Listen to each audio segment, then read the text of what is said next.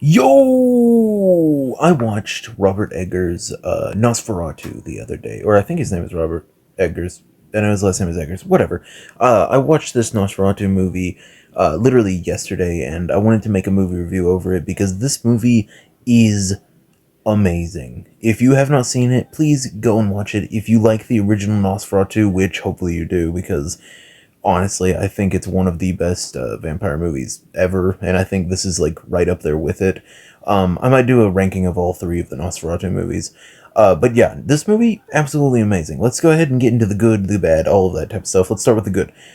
This movie is filmed beautifully. I don't know what it is about Robert Eggers, but this man can film a movie. I mean, obviously he's a director, but he can get like every single frame of this film is just beautiful in its own way. Like there was a lot of scenes where I was watching and I was like, damn, people are gonna have to admit this movie is amazing just because of how it's filmed and the visuals and everything, just everything about it, even the down to the wardrobe, it's perfect. This movie's amazing whenever it comes to that. Whenever he's getting into the carriage and it looks like he's floating is beautiful. Whenever he's walking up to the castle, it's just amazing. This movie really gets the whole scope of how big this story truly is. It's just really cool. On to Nosferatu. I thought this version of Nosferatu was very good. Apparently it is Bill Skarsgård, the dude who plays Pennywise in the It Part 1 and Part 2. Not the Tim Curry one, obviously, but he plays him, and I couldn't tell it was him because of the prosthetics. They look amazing on Nosferatu, and his voice, apparently he did it all himself, but it sounds nothing like him. It sounds amazing. From the very moment that you first see Count Orlok in this movie, he is set up as a true menace. He is teleporting around everywhere. He's seducing Jonathan, which is played by the person who plays Renfield in the movie Renfield, and also one of the main war boy in Mad Max with Tom Hardy. But yeah, this dude just has really bad luck with vampires, I guess. But yeah, he is amazing in this, as always. I've gone on record multiple times saying that I think he's an amazing actor. I'm glad he's getting in huge movies now with the new Superman coming out, with him being Lex Luthor and him being in this. Yeah, he's amazing in this. Bill Skarsgård as Nosferatu was actually amazing. We also have William Dafoe in here as I can't remember his name, Professor or whatever. It's the Van Helsing stand-in. Nosferatu is a ripoff of Dracula. Come on, it's not even really a ripoff. It just takes a lot of the themes and a lot of the main story from Dracula and then changes it. And apparently, the original Nosferatu from the 1920s. I did not know this until very recently, but it was the very first time the sun actually killed a vampire. Like, it was set it down, like, in words as a weakness. That's sick. That's actually awesome. But yeah, this movie just filmed amazingly. All of the actors did really good. Literally none of them did bad, I don't think. The dad from The Witch was in it. I love his voice, dude. He has such a good voice for horror movies. But yeah, he was in all of the actors did amazing. It was filmed perfectly, but let's go ahead and get into the story. What is the story? Jonathan, just like in the original, has to go to the Count's castle to actually sell him, the little rundown mansion that's in his town that he lives in. So he goes there and signs it, but the contract ends up being a contract to sell his wife. Or, yeah, I was about to say soon to be wife, but yes, they are already married. So he runs away after figuring out that Nosferatu is actually. There's a scene in a village where he goes in there and says Count Orlok, and they're like, nope, shut your mouth. Don't say that name. And I thought that was really good. And then there's the gypsies going out and doing a weird killing vampires ritual type of thing. And that was pretty cool. And then there's a really, really good scene where Count Orlok in the very beginning, whenever Jonathan first meets him, says, yes, they have very backwards logic whenever it comes to these things. That's why I wish to go to your land, so that I may be people with more sophisticated minds who do not believe in such things. And it's just, Dude, that's so cool because, like, you know for a fact the gypsies are right, and he just wants to get there to take advantage of the fact that they all think they're more sophisticated than everyone else, and like they want to believe that they know better than everyone else. But vampires actually do exist in this universe, so I thought that was a really cool scene. I think this movie's just really good. Count Warlock having a mustache, I didn't like it at first, but then it grew on me. Personally, my favorite version of Count Warlock is still the original version. I think it's a really cool, weird depiction of a vampire. He walks like a cockroach and everything. I love it. I'd say this is definitely my second favorite, and then the 70s version is probably my third favorite, just because it looks the most human, I guess. The least weird, I guess. I'll probably do a full on ranking of all three of the movies, though, later. If you guys want that, go ahead and comment and tell me, or just like. I'll know you guys want it if you just like this video.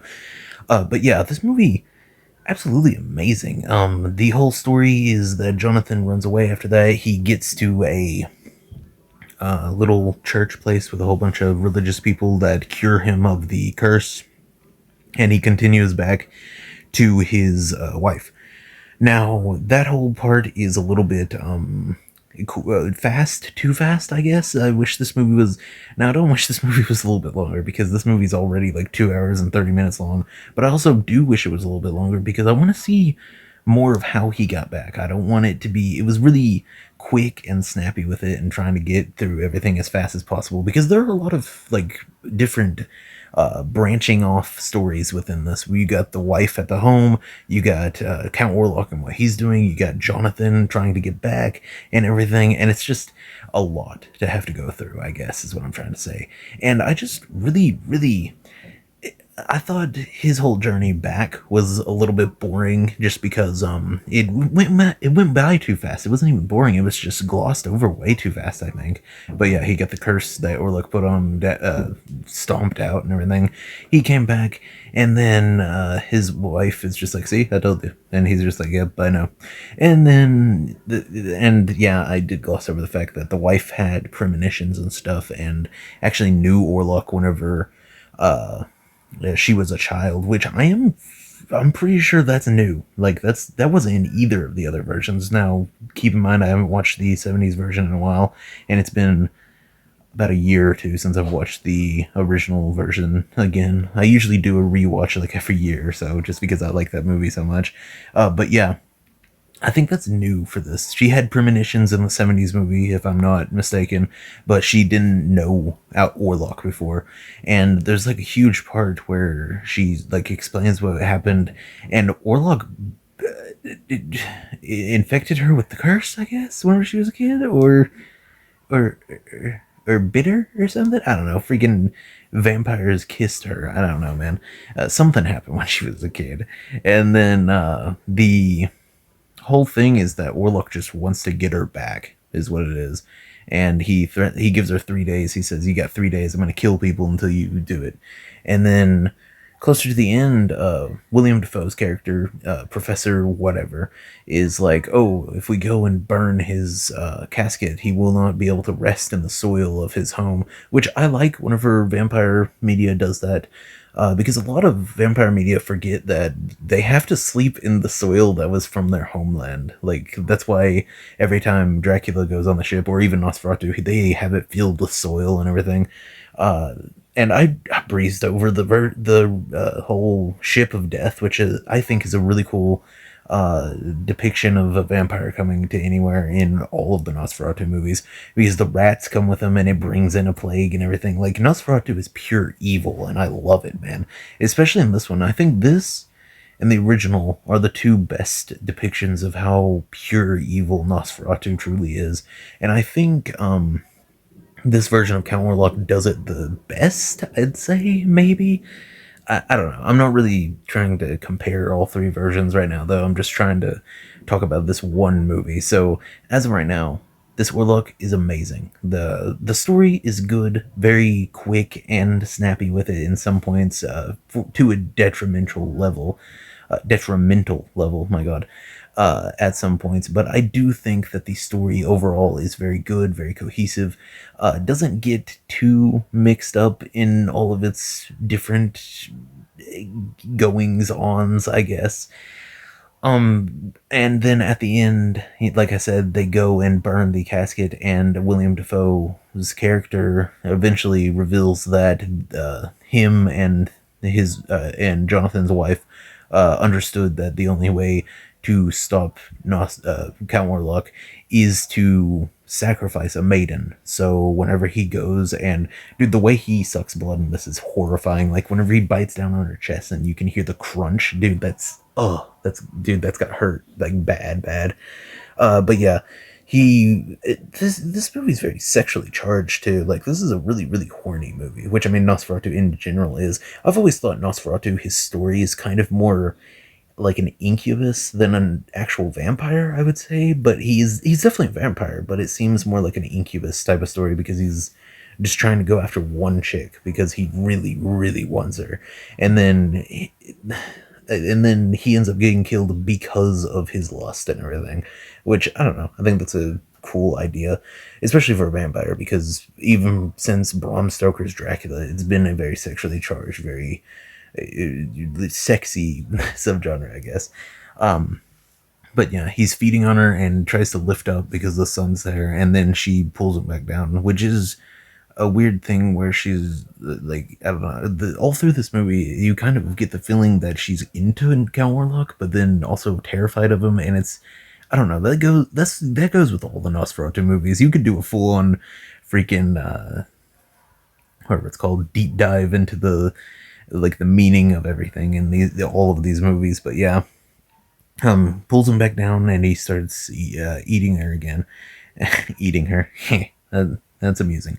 And then he eventually looks up hours later, I guess is what it's trying to say, and then sees the sun, and he doesn't disappear, turn to ash, or burn or anything. The blood inside of him like forces its way out of his eyes and mouth and stuff very slowly, and it's actually a pretty cool way of showing that he's that like a vampire dying in the sun. I thought that was pretty cool.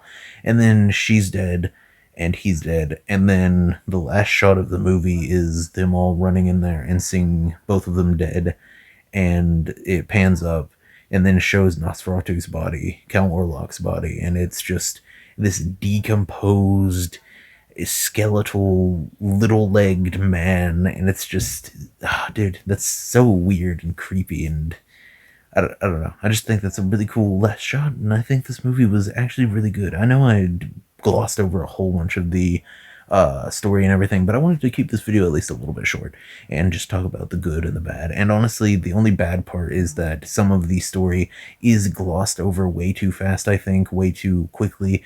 Some of it is very dreamlike, and I could see some people saying that it's hard to follow, but I followed it fine. I thought this was a really good movie.